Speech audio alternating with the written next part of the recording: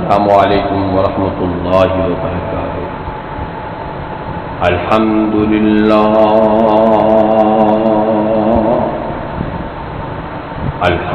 للہ نحمده ونستعینه ونستغفره ونؤمن به ونتوكل عليه ونعوذ بالله من شرور أنفسنا ومن سيئات أعمالنا من يهده الله فلا مضل له ومن يضلله فلا هادي له ونشهد أن لا إله إلا الله وحده لا شريك له وأشهد أن محمدا عبده ورسوله أما بعد فأعوذ بالله من الشيطان الرجيم بسم الله الرحمن الرحيم لقد نصركم الله في مواطن كثيرة ويوم حنين إذ أعجبتكم كثرتكم فلم تغن عنكم شيئا وضاقت عليكم الأرض بما رحبت ثم وليتم مدبرين ثم أنزل الله سكينته على رسوله وعلى المؤمنين وأنزل جنودا لم تروها وعذب الذين كفروا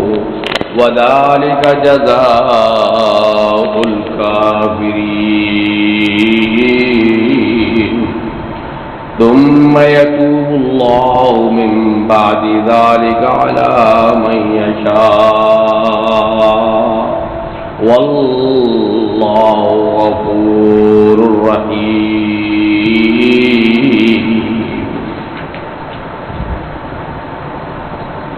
صدق الله العظيم وصدق رسوله النبي الكريم ونحن على ذلك من الشاهدين والذاكرين والشاكرين والحمد لله رب العالمين۔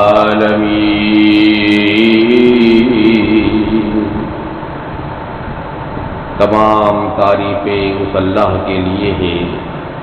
جو ساری کائنات کا پالنہار ہے۔ آج کا موضوع ہے توبہ قرآن مجید کی روشنی میں۔ قرآن مجید میں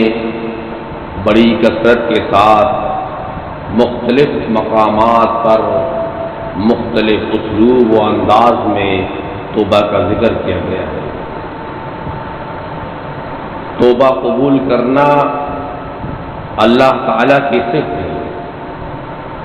قرآن مجید کی بے شمار آیات کریمہ سے معلوم ہوتا ہے کہ اللہ تعالیٰ کی صفت ہے کہ وہ اپنے بندے کی توبہ قبول فرماتا ہے۔ ارشاد باری تعالیٰ ہے وَإِذْ قَالَ مُوسَىٰ لِقَوْمِهِ يَا قَوْمِ إِنَّكُمْ ظَلَمْتُمْ أَنفُسَكُمْ بِاتِّخَاذِكُمُ الْعِجْلَ فَتُوبُوا إِلَىٰ بَارِئِكُمْ فَاقْتُلُوا أَنفُسَكُمْ ذَٰلِكُمْ خَيْرٌ لَكُمْ عِندَ بَارِئِكُمْ فتاب علیکم انہ هو التواب الرحیم۔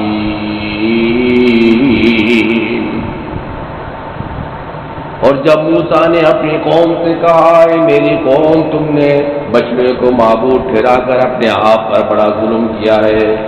لہذا تم اپنے پیدا کرنے والے کے حضور توبہ کرو اور تم اپنے آپ کو قتل کرو، تمہارے خالق کے نزدیک تمہارے حق میں یہی بہتر ہے۔ چنانچہ اس نے تمہاری توبہ قبول کر لی، بے شک وہی توبہ قبول کرنے والا نہایت رحم کرنے والا ہے۔ سبحان اللہ۔ اس آیت کریمہ سے معلوم ہوا کہ بنی اسرائیل نے بچڑے کی عبادت کر کے جب شرک جیسے سب سے بڑے گناہ کا ارتکاب کیا اور پھر موسیٰ علیہ السلام کے حکم سے توبہ کی تو اللہ تعالیٰ نے ان کی توبہ قبول فرما لی۔ اس واقعے کی تفصیل تو انشاءاللہ تعالی آگے بیان کروں گا، اس وقت صرف اس طرف اشارہ مقصود کرتا ہوں کہ توبہ قبول کرنا اللہ تعالیٰ کی خاص صفت ہے۔ فرمان الہی ہے ان الذین یکتمون ما انزلنا من البینات والہدی من بعد ما بیناہ للناس فی الکتاب اولئک یلعنہم اللہ ویلعنہم اللاعنون۔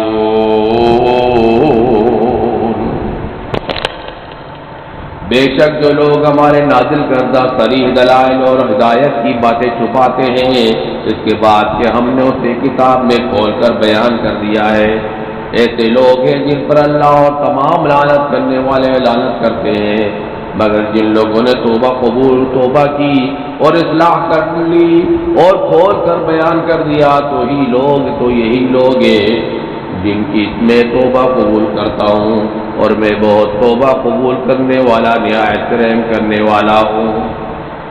اس آیت کریمہ سے معلوم ہوا کہ اگر کفر بدعت کا داعی بھی صدق دل سے اللہ تعالیٰ کے حضور توبہ قبول کر لے تو اس کی توبہ قبول فرما لیتا ہے، کیونکہ اپنے بندوں کی توبہ قبول کرنا اس کی صفت ہے۔ اور پھر فرمایا وَمَا أَرْسَلْنَا مِن رَّسُولٍ إِلَّا لِيُطَاعَ بِإِذْنِ اللَّهِ وَلَوْ أَنَّهُمْ إِذ ظَّلَمُوا أَنفُسَهُمْ جَاءُوكَ فَاسْتَغْفَرُوا اللَّهَ وَاسْتَغْفَرَ لَهُمُ الرَّسُولُ لَوَجَدُوا اللَّهَ تَوَّابًا رَّحِيمًا۔ اور ہم نے کوئی رسول نہیں بھیجا مگر اس لیے کہ اللہ کے حکم سے اس کی اطاعت کی جائے، اگر بے شک وہ لوگ جب انہوں نے اپنی جانوں پر ظلم کیا تھا تیرے پاس آتے پھر اللہ سے بخشش مانگتے اور رسول بھی ان کے لیے بخشش طلب کرتا تو اللہ کو بہت توبہ قبول کرنے والا اور نہایت رحم کرنے والا پاتا ہے۔ پھر فرمایا لقد نصركم الله في مواطن كثيرة ويوم حنين إذ أعجبتكم كثرتكم فلم تغن عنكم شيئا وضاقت عليكم الأرض فما رحبت ثم وليتم مدبرين ثم أنزل الله سكينته على رسوله وعلى المؤمنين وأنزل جنودا لم تروها وعذب الذين كفروا وذلك جزاء الكافرين ثم يتوب الله من بعد ذلك على من يشاء والله غفور رحيم۔ بلا شبہ اللہ نے بہت سے مواقع پر تمہاری مدد کی ہے اور حنین کے دن بھی جب کہ تمہاری کثرت نے تمہیں خوش فہمی میں ڈال دیا تھا تو وہ تمہارے کچھ کام نہ آئی اور زمین فراخی کے باوجود تم پر تنگ ہو گئی، پھر تم ٹھہر کر پلٹے، پھر اللہ نے اپنے رسول اور مومنوں پر اپنی طرف سے تسکین نازل فرمائی اور اس نے ایسے لشکر بھیجے جو تم نے نہیں دیکھے اور جن لوگوں نے کفر کیا انہیں عذاب دیا اور کافروں کی یہی سزا ہے۔ پھر اس کے بعد اللہ جس کی چاہے گا توبہ قبول کرے گا اور اللہ بے حد بخشنے والا نہایت رحم والا ہے۔ ان آیات کریمہ میں اللہ تعالیٰ نے اپنی ان مہربانیوں کا ذکر فرمایا ہے جن سے اس نے مسلمانوں کو نوازا تھا۔ فتح مکہ کے بعد رسول اللہ صلی اللہ علیہ وسلم کو یہ خبر پہنچی تھی کہ قبیلہ حوازن کے لوگ آپ سے جنگ کے لیے حنین میں جمع ہو رہے ہیں۔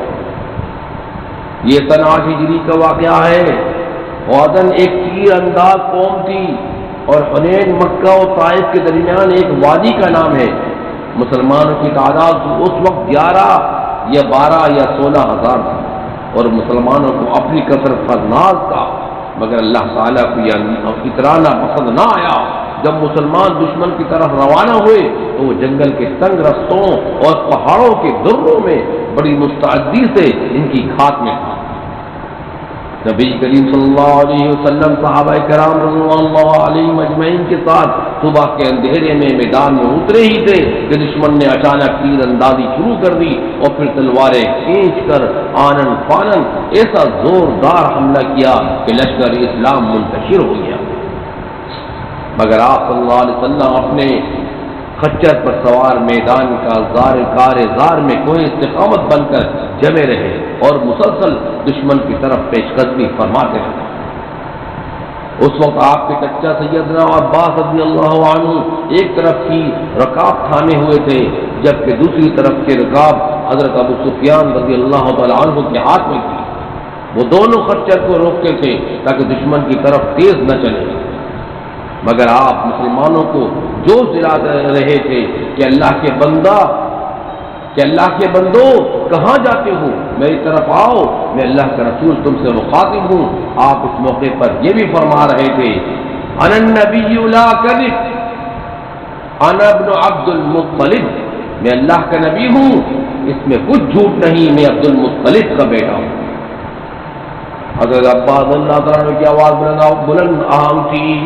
آپ صلی اللہ علیہ وسلم نے انہیں حکم دیا کہ لوگوں کو بلائیں۔ انہوں نے آواز دی تو تمام صحابہ کرام رضی اللہ علیہ مجمعین پردانوں کو پروانوں کی صورت شمع رسالت کے گھر جمع ہو گئے۔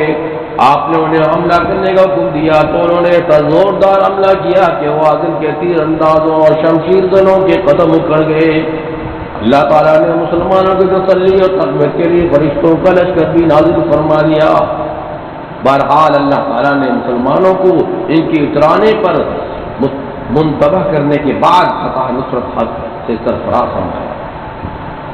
بہت سے کافر قتل اور گرفتار ہوئے اور مسلمانوں کو اس قدر کثرت سے مال غنیمت حاصل ہوا کہ کسی دوسری جنگ میں اس قدر کثرت سے حاصل نہ ہوا تھا۔ یہاں غزوہ حنین کی تفصیل بیان کرنا مقصود نہیں ہے، بلکہ مقصود اس آیت کریمہ کی طرف توجہ مبذول کرانا ہے۔ ثم يتوب الله من بعد ذلك ثم يتوب الله من بعد ذلك ثم يتوب الله من بعد ذلك على من يشاء والله غفور رحيم والله غفور رحيم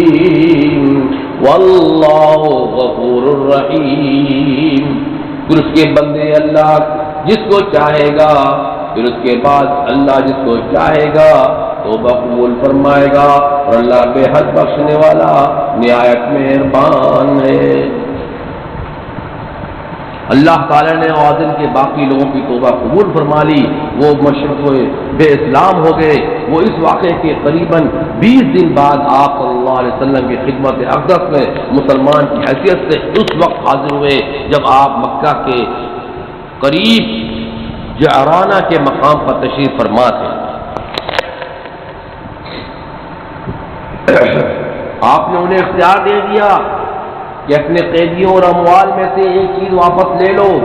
انہوں نے قیدیوں کو واپس لینا پسند کیا۔ بچوں اور عورتوں سمیت ان قیدیوں کی تعداد 6000 تھی۔ آپ نے قیدی انہیں واپس کر دیے اور مال غنیمت مجاہدین میں تقسیم فرما دیا۔ تعلیف قلب کے لیے آپ نے بعض لوگوں کو 100 اونٹ بھی عطا فرمائے تھے۔ مثلا آپ نے مالک بن عوف نصری رضی اللہ تعالیٰ عنہ کو بھی 100 اونٹ عطا فرمائے۔ مزید برآں اسے اپنی قوم کا سربراہ بھی مقرر کر دیا۔ اس نے خوش ہو کر نبی کریم صلی اللہ علیہ وسلم کی شان میں ایک قصیدہ کہا جس کا ایک شعر ملاحظہ فرمائے، ما ان رأيت ولا سمعت بمثله ما ان رأيت ولا سمعت بمثله في الناس كلهم بمثل محمد صلی اللہ علیہ وسلم،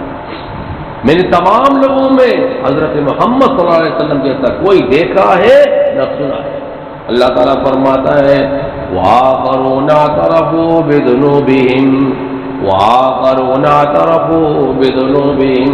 وآخرون اعترفوا بذنوبهم خلطوا عملا صالحا وآخر سيئا عسى الله أن يتوب عليهم إن الله غفور رحيم۔ اور کچھ دیگر لوگ ہیں جنہوں نے اپنے گناہوں کا اقرار کیا ہے، انہوں نے ملا جلا عمل کیا، ایک اچھا اور دوسرا برا۔ امید ہے کہ اللہ ان کی توبہ قبول فرمائے گا، یقیناً اللہ بہت بخشنے والا نہایت رحم کرنے والا ہے۔ حضرت ابن عباس رضی اللہ تعالیٰ عنہ فرماتے ہیں کہ آیت کریمہ حضرت ابو لبابہ رضی اللہ عنہ اور ان کے رفقاء کے بارے میں نازل ہوئی جو غزوہ تبوک پر شرکت سے پیچھے رہ گئے تھے، اور پھر انہوں نے جب اس گناہ سے توبہ کی تو اللہ تعالیٰ نے ان کی توبہ کو شرف قبولیت سے نواز دیا تھا۔ واقعی کی تفصیل آگے دیں گے، اور فرمایا الم یعلموا ان اللہ یقبل التوبۃ عن عبادہ ویأخذ الصدقات ان اللہ هو التواب الرحیم۔ کیا یہ لوگ نہیں جانتے کہ اللہ ہی اپنے بندوں کی توبہ قبول فرماتا ہے اور وہی صدقات قبول کرتا ہے، اور یہ کہ بے شک اللہ ہی بہت توبہ قبول کرنے والا نہایت رحم کرنے والا ہے۔ اس آیت کریمہ میں توبہ اور صدقے کا شوق دلایا گیا ہے، اور انہیں یکجا طور پر اس لیے بیان کیا گیا ہے کہ یہ دونوں چیزیں گناہوں کے خاتمے کا سبب بنتی ہیں۔ نیز اس آیت کریمہ میں اللہ تعالیٰ نے یہ بھی بیان فرمایا ہے کہ جس کے حضور توبہ قبول کر لے تو اللہ تعالیٰ اس کی توبہ کو شرف قبولیت سے نوازتا ہے، اور جو شخص اپنے حلال کمائی سے صدقہ کرے تو اسے بھی اللہ تعالیٰ اپنے دائیں ہاتھ کے ساتھ قبول فرما لیتا ہے، پھر وہ اس صدقے کو پالتا پوستا اور پروان چڑھاتا ہے، جس کی وجہ سے صدقہ کی گئی ایک کھجور بہت پہاڑ جیسی ہو جاتی ہے۔ جیسا کہ حضرت ابو ہریرہ رضی اللہ تعالیٰ عنہ سے مروی ہے کہ رسول اللہ صلی اللہ علیہ وسلم نے فرمایا بے شک اللہ تعالیٰ صدقہ قبول فرما لیتا ہے، اسے اپنے دائیں ہاتھ میں لے لیتا ہے، پھر اسے اس طرح پالتا ہے جس طرح تم میں سے کوئی اپنے بچڑے کو پالتا ہے، حتیٰ کہ ایک لقمہ احد پہاڑ کی طرح بڑا ہو جائے گا، اور اس بات کی تصدیق اللہ تعالیٰ کی کتاب میں بھی موجود ہے۔ الم یعلموا ان اللہ هو یقبل التوبۃ عن عبادہ ویأخذ الصدقات۔ کیا یہ لوگ نہیں جانتے کہ اللہ یہ اپنے بندوں کی توبہ قبول فرماتا ہے اور صدقات کو قبول کرتا ہے؟ اور پھر فرمایا یمحق اللہ الربا ویربی الصدقات، اللہ سود کو مٹاتا ہے اور صدقات کو بڑھاتا ہے، اور پھر فرمایا لقد تاب اللہ علی النبی والمہاجرین والانصار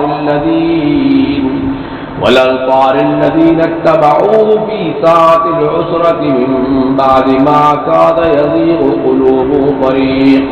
منهم ثم تاب عليهم إنه بهم رؤوف رحيم وعلى الثلاثة الذين خلفوا حتى إذا ضاقت عليهم الأرض بما رحبت وضاقت عليهم أنفسهم وظنوا أن لا ملجأ من الله إلا إليه ثم تاب عليهم ليتوبوا إن الله هو التواب الرحيم۔ بے شک اللہ تعالیٰ نے نبی اور مہاجرین و انصار پر توجہ فرمائی، وہ جنہوں نے مشرک کی گڑی میں آ کے پیروی کی، بعد اس کے کہ ان میں سے ایک گروہ کے دل پھر جانے کو تھے، پھر اللہ تعالیٰ نے ان پر مہربانی فرمائی، بے شک وہ ایک پر بہت شفقت کرنے والا نہایت رحم کرنے والا ہے۔ اور ان تینوں پر بھی جن کا معاملہ ملتوی کیا گیا تھا، یہاں تک کہ زمین باوجود فراخی کے ان پر تنگ ہو گئی اور ان کی جانیں بھی ان پر دو بھر ہو گئی، اور انہوں نے یقین کر لیا کہ اللہ کے سوا کوئی پناہ کی جگہ نہیں، پھر اللہ نے ان پر مہربانی کی تاکہ وہ توبہ کرے، بے شک اللہ بہت توبہ قبول کرنے والا نہایت رحم کرنے والا ہے۔ یہ آیت کریمہ کعب بن مالک، ہلال بن امیہ اور مرارہ بن ربیعہ رضی اللہ عنہ کے بارے میں اس وقت نازل ہوئی تھی جب ان سے غزوہ تبوک میں شرکت سے کوتاہی ہو گئی تھی، اور اس کی وجہ سے نبی اکرم صلی اللہ علیہ وسلم اور تمام مسلمانوں نے 50 دن تک ان کا مکمل بائیکاٹ کیے رکھا، لیکن جب انہوں نے سچ دل سے توبہ کی تو اللہ تعالیٰ نے ان کی توبہ کی قبولیت کے بارے میں یہ آیت نازل فرما دی جن کی قیامت تک تلاوت کی جاتی رہے گی۔ باقی کی تفصیل آگے بیان کروں گا انشاءاللہ، یہاں صرف اشارہ کرنا مقصود ہے کہ جو شخص دل سے توبہ کرے تو اللہ تعالیٰ اس کی توبہ کو شرط قبولیت سے نوازتا ہے، جن کو توبہ قبول کرنا اس ذات پاک کی ایک اہم صفت ہے۔ ارشاد باری تعالیٰ ہے بسم اللہ الرحمن الرحیم حامیم تنزیل الکتاب من اللہ العزیز العلیم غافر الذنب وقابل التوب شدید العقاب ذی الطول لا الہ الا هو الیہ المصیر۔ حامیم، اس کتاب کو اتارا جانا اللہ کی طرف سے ہے جو نہایت غالب، خوب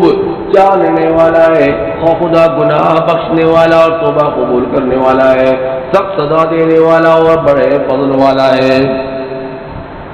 اس کے سوا کوئی سچا معبود نہیں، اسی کی طرح وہ لوٹ کر جانا ہے۔ ان آیت کریمہ میں بھی اللہ تعالیٰ کی دیگر صفات کے ساتھ ساتھ ان خصوصیات کا ذکر ہے کہ وہ گناہ بخشنے والا اور توبہ قبول فرمانے والا ہے۔ جو آج سے فرمایا وَهُوَ الَّذِي يَقْبَلُ التَّوْبَةَ عَنْ عِبَادِهِ وَيَعْفُو عَنِ السَّيِّئَاتِ وَيَعْلَمُ مَا تَفْعَلُونَ۔ اور وہی توبہ اور وہی تو ہے جو اپنے بندوں کی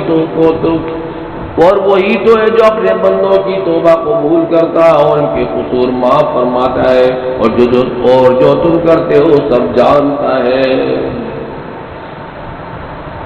اس آیت کریمہ میں اللہ تعالیٰ نے اپنے بندوں پر اپنے اس احسان کو بیان فرمایا ہے کہ وہ جب اس کی جناب میں توبہ کر لیں اور اس کی طرف رجوع کر لیں تو اپنے فضل و کرم سے ان کی توبہ قبول کر کے ان کے گناہ معاف فرما دیتا ہے، کیونکہ معاف فرما دینا اس کی صفت ہے، جیسا کہ ان تمام آیات کریمہ سے واضح ہے جن کی طرف ہم نے اشارہ کیا۔ مزید بارہ دیگر بہت سی آیات کریمہ سے بھی یہی حقیقت اجاگر ہوتی ہے جنہیں ہم نے بے خوف قوالت بیان نہیں کیا ہے، انہیں لمبا ہو جاتا ہو۔ توبہ کرنا حضرت انبیاء اور اولیاء کا شیوا ہے۔ پہلے چند ایسی آیات کریمہ بیان کی تھی جن سے معلوم ہوتا ہے کہ توبہ قبول فرمانا اللہ رب العزت رب ذوالجلال و اکرام کی خاص صفت ہے۔ اب چند ایسی آیات کریمہ پیش کرتا ہوں جن سے معلوم ہوگا کہ توبہ کرنا حضرت انبیاء اکرام اور اولیاء اللہ اور مقربین بارگاہ الہی کی صفت ہے۔ ارشاد باری تعالیٰ ہے وَقُلْنَا يَا آدَمُ اسْكُنْ أَنْتَ وَزَوْجُكَ الْجَنَّةَ وَكُلَا مِنْهَا رَغَدًا حَيْثُ شِئْتُمَا وَلَا تَقْرَبَا هَٰذِهِ الشَّجَرَةَ فَتَكُونَا مِنَ الظَّالِمِينَ فَأَزَلَّهُمَا الشَّيْطَانُ عَنْهَا فَأَخْرَجَهُمَا مِمَّا كَانَ فِيهِ وَقُلْنَا اهْبِطُوا بَعْضُكُمْ لِبَعْضٍ عَدُوٌّ وَلَكُمْ فِي الْأَرْضِ مُسْتَقَرٌّ وَمَتَاعٌ إِلَىٰ حِينٍ فَتَلَقَّىٰ آدَمُ مِن رَّبِّهِ كَلِمَاتٍ فَتَابَ عَلَيْهِ إِنَّهُ هُوَ التَّوَّابُ الرَّحِيمُ۔ اور ہم نے کہا اے آدم تم اور تمہاری بیوی جنت میں رہو اور جہاں سے چاہو سیر ہو کر کھاؤ، لیکن اس درخت کے پاس نہ جانا ورنہ تم دونوں ظالموں سے ہو جاؤ گے۔ پھر شیطان نے دونوں کو اس سے پھسلا دیا اور جس عیش و نشاط میں تھے اس سے انہیں نکلوا دیا۔ تب ہم نے حکم دیا کہ بے سے بری سے چلے جاؤ، تم ایک دوسرے کے دشمن ہو اور تمہارے لیے زمین میں ایک وقت تک ٹھکانا ہے پر ایک خاص وقت تک اس سے فائدہ اٹھانا ہے۔ آدم نے اپنے پروردگار سے کچھ کلمات سیکھے اور معافی مانگی تو اس نے ان کا قصور معاف کر دیا۔ بے شک وہ بہت قبول کرنے والا نہایت رحم کرنے والا ہے۔ حضرت آدم علیہ السلام نے اپنے پروردگار سے معافی مانگنے اور توبہ کرنے کے لیے جو کلمات لکھے تھے وہ کیا تھے، وہ انشاءاللہ آئندہ دن میں بیان کروں گا۔ اقول قولی ھذا واستغفر اللہ لی ولکم ولسائر المسلمین فاستغفروہ انہ هو الغفور الرحیم، وآخر دعوانا الحمد للہ رب العالمین، والسلام علیکم۔